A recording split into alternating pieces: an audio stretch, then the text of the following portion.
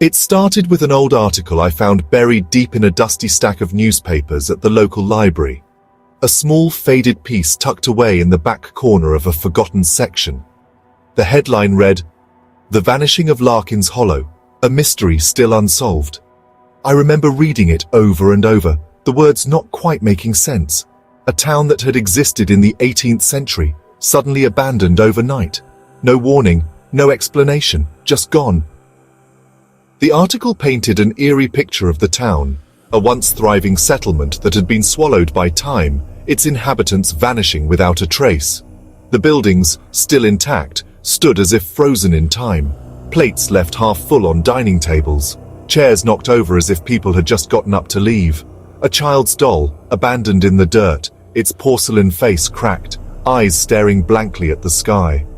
It was unsettling to say the least, but it also intrigued me. So, naturally, I shared it with my friends, and before I knew it, we had made plans to visit.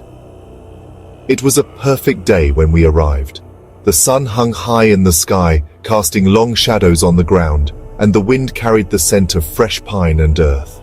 We didn't know exactly where Larkin's Hollow was, but we followed a trail that led us deeper into the woods, as if the trees themselves were guiding us toward it.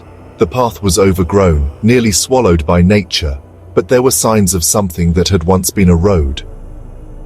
When we finally reached the town, it was everything the article had described, and more. The buildings, despite being centuries old, stood eerily intact. Weathered wood, cracked stone, and rusted metal, but there was no sign of decay or destruction. It was as if someone had pressed pause on the entire town.